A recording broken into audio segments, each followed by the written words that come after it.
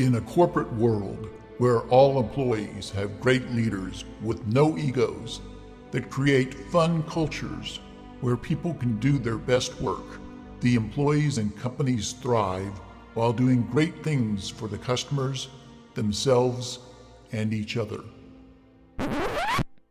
Well, we know that rarely happens. I'm Jeff Palacio. I have been a leader for over 40 years for every t-shirt size company, from small 16 employees to extra large over 1 million. Please join me while I interview outstanding leaders that will share stories of great leadership and not so great. It will help you become a better leader while poking fun about all the crazy shit that happens in corporate America. Welcome to a special edition of the Corporate Couch. These episodes will be more of a love seat that focuses on one topic and will run 15 to 30 minutes. For each special edition episode, you will hear from one or more outstanding leaders sharing their expertise on the most important challenges in corporate America today. Well, welcome to a special edition to the Corporate Couch. Today, we're going to talk about business transformation with my friend and expert in business transformation, William Godwin. William, welcome to the show. Good afternoon, Jeff. It's a pleasure to be with you. Excited to have a conversation. Yeah, I love the topic, and you know, I'll have to say you're one of the great people in Kansas City, and Frank Benura, the connector, connected us, and you know, I'm grateful we've become friends. So, absolutely, been a pleasure knowing you, and continue to have fun talking with you. You know, I know a lot about you, but tell the audience a little bit about yourself. Well, personally, I grew up in Georgia, a small town of 5,000 people. And like most kids in a small town, I kept myself occupied by playing sports, fishing, and on occasion doing a little bit of hunting. But my dad kept me really, really busy working in a family-owned grocery store. So at the age of 10, I started working in the family-owned grocery business, and my dad was very influential on the things that he taught me. I started my career out working in sales and then transitioned into training and made my way into operations. And that's where I've been for a long, long time, and have done a lot of work with business transformation operations, both in the U.S. and in Canada. Yeah, no, it's great. And you're definitely an expert in your field. And I love that you love leading and inspiring people and motivating and doing great things. So I'm excited to talk about business transformation. But let's start with the natural question is, what is business transformation? Yeah, that's a great question. I'm going to answer that, but I'm also going to say you're very kind in calling me an expert. I do have expertise, and I've traveled many miles on the business transformation highway, but I'm still learning, but it's a lot of fun. But what is business transformation? You know, that can mean a lot of different things to a lot of different companies. In general, it's when a company takes steps back and assesses the business, and they identify multiple and significant changes that need to take place in the business to drive efficiencies, enable new capabilities, so they can really put the best product or service on the table, serve the customer at the highest level possible, and ultimately generate sustainable revenue and profits. The work, Jeff, can be similar for many companies, but it can be different, and it's really specific to a company at that moment in time. But some examples are, a company might need better technology and IT infrastructure. So a smaller mid-sized company might need to reach out to an IT managed service provider and form a relationship and build a more robust IT infrastructure. Some companies implement ERP systems. Another example could be looking at your organizational structure, your roles and responsibilities, and understanding that it's served the company well for many, many years, but you need to change it so that you can create efficiencies and collaborations between business units. From a sales perspective, a company may be very good at selling tactically, but the business has changed, and now they need to sell from a more strategic lens and create strategic partnerships and move from a tactical sell and just being a vendor to being a strategic partner. So you might change your entire sales process and put in new selling methodologies. You know, from an HR perspective, it could be implementing applicant tracking software to help you recruit and hire individuals. And from a transportation management perspective, you could implement a transportation management system. From a manufacturing perspective, you could implement automation. So it can be various things. And again, it's specific to a company at that point in time and the things that they need to improve on to raise their game. So, I know we're going to chat about numerous things in terms of business transformation, but what's the main difference between doing it at a multi-billion-dollar company like CERN or Garmin versus, a company, with 200 or less employees? What's the kind of the main difference there? Probably in general, scale, scope, and size.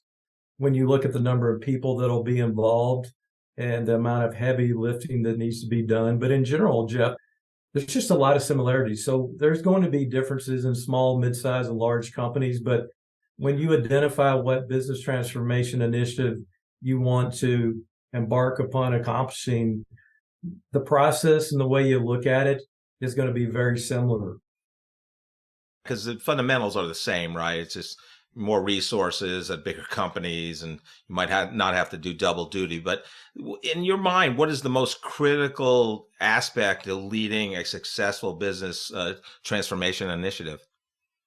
Yeah, that's a great question. I would say there are three things that come to my mind. The first one is leadership alignment. If you don't have leadership alignment and everyone agreeing that first there needs to be a business transformation initiative that's launched, and everybody understanding the overall strategy and the end goal that they want to achieve. If everyone's not 100% aligned on that, then you will start off on the wrong foot. And you can't have some leaders that are all in, some leaders that have 1 foot in and 1 foot out, and then some leaders that are sitting at the table going, wink, wink, we're supportive, but then walking away and not being supportive. Leadership has to be 100% aligned. The second thing I would tell you is resources. There are two aspects of that. The first one is people resources. You've got to have the right talent on the project, but you've got to have the right number of people on the project. A lot of companies have to have people continue to do their day jobs and work on the business transformation project. So you got to make sure you have the right talent, but enough talent allocated to the project. And then the second one is financial resources.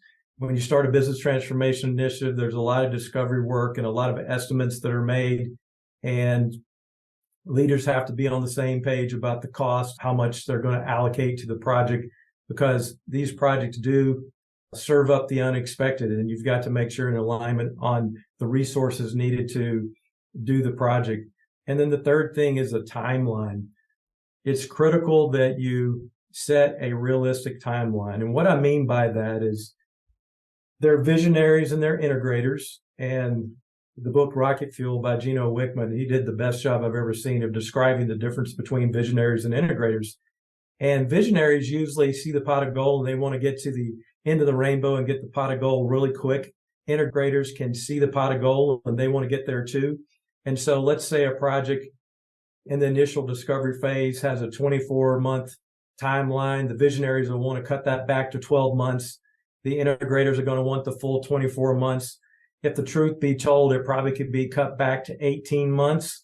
And so you have to agree on a realistic timeline that doesn't jeopardize the project.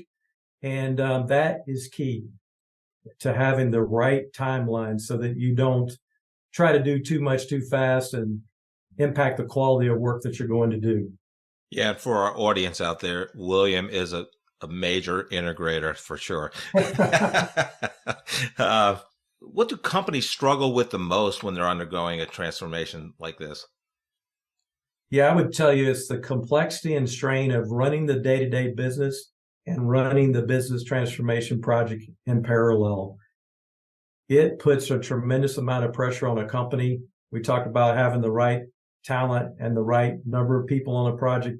It can really make a team weary, worn, and tired quickly.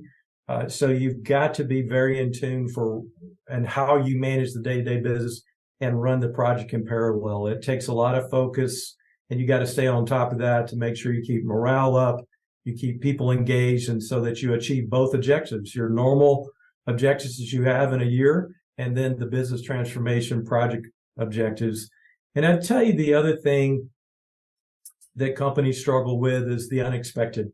When you start doing a business transformation project, you peel back the onion, so to speak, and you're always going to find the unexpected. And this goes back to one of the previous answers. You've got to be aligned on the financial resources, because the unexpected usually means you're going to have to spend additional dollars that you didn't plan to spend up front. So make sure that the financial resources give you some room to breathe and flexibility, because the unexpected will happen, and that can create challenges for companies.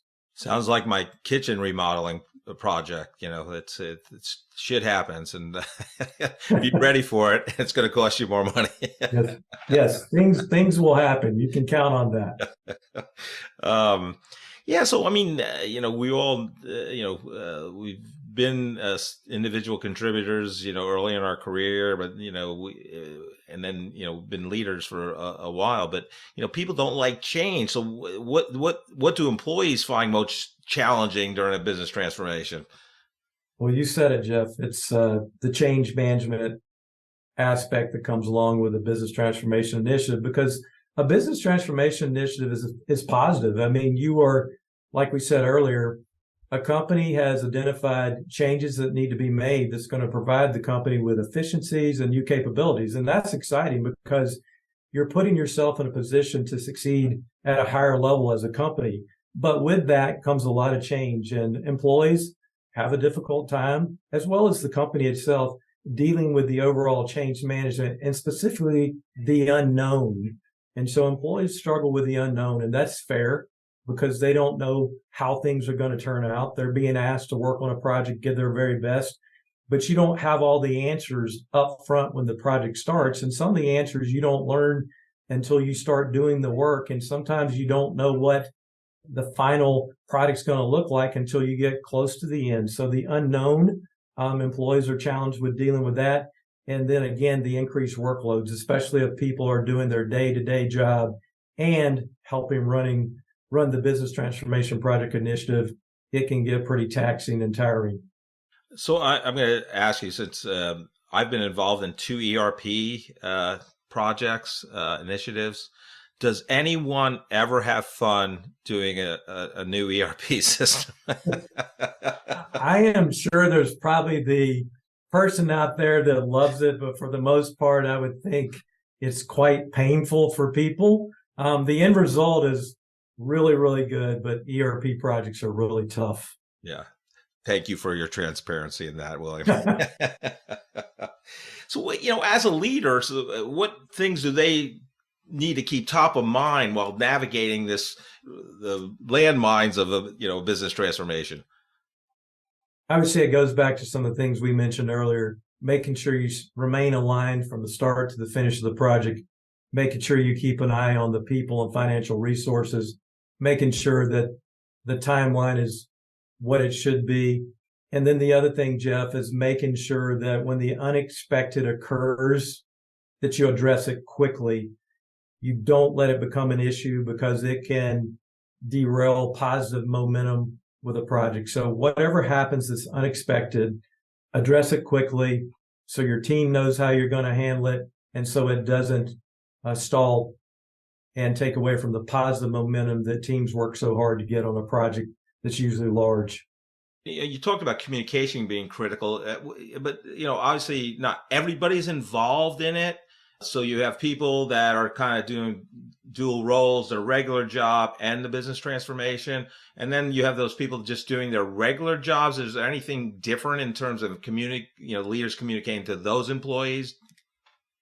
Yeah, that's an excellent point, Jeff. I mean, communication in day-to-day business is important, but when you're doing a business transformation initiative, it is even more important. So as a part of your change management plan, you've got to make sure you have a robust communication plan so that you not only keep the project team members informed, but you keep the rest of the organization informed as well. So you're spot on. Having a robust communication plan and making sure you're communicating frequently and transparently is key to helping people succeed with a business transformation initiative.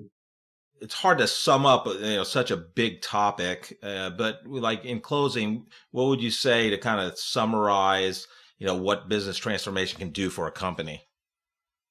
A business transformation initiative can enable new capabilities and efficiencies that will allow companies to put the best product or service on the table, serve the customer at the highest level possible, and ultimately generate sustainable revenue and profits. That's exactly what a business transformation initiative can do for a company.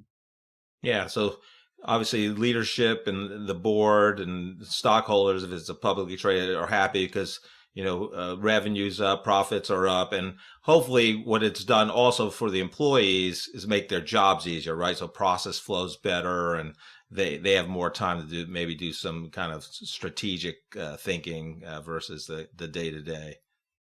Absolutely. I mean, the initiative usually brings efficiencies to your team members and teams and allows them to work more efficiently and effectively. And that's a welcome change for any company and any employee, no matter what role they're in.